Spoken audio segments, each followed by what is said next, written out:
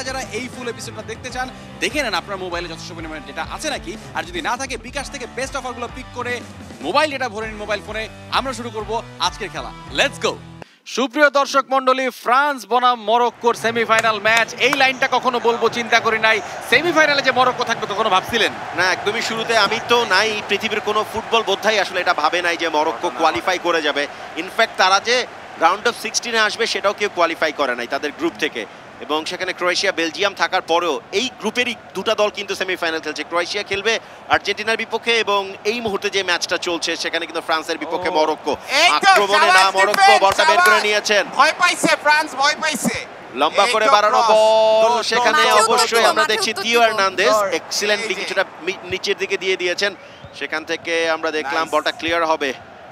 Antoine Griezmann once again, চমৎকার একটা pass. Ousmane Dembele তার পেসে কিন্তু সবাইকে বিট করেছেন, এবারও কিন্তু ঢুকে পড়েছেন তার এক্সিলেন্ট পেস নিয়ে বার্সেলোনা উইঙ্গার আন্তোয়ান গ্রিজমান। কিছুটা নিচে আদ্রিও রাবিও, আবার কিলিয়ান এমবাপ্পে গোলের সুযোগ এবং গোল।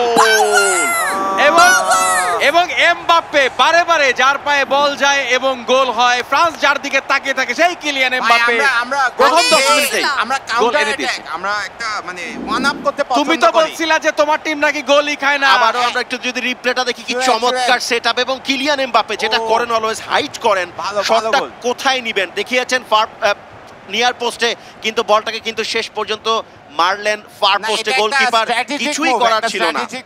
যে ফার্স্টে গোল খাওয়াটা একটা স্ট্র্যাটেজিক মুভ, একটা স্ট্র্যাটেজি। হ্যাঁ আচ্ছা, আমি কোচ না আজকে, এটা আমার স্ট্র্যাটেজি। আমার কাছে একটু অবাকই লাগছে আসলে এই ওয়ার্ল্ড কাপের সেরা গোলকিপার হিসেবে যাকে ধরা হয় ইয়াসিন বোনো, তিনি কিন্তু গোল কনসিড করলেন এই ওয়ার্ল্ড কাপে। এখনো পর্যন্ত একটা গোল কনসিড যিনি করেন নাই, একটা ওন গোল তিনি খেয়েছিলেন, প্রতিপক্ষ তাকে গোল দিতে পারে নাই।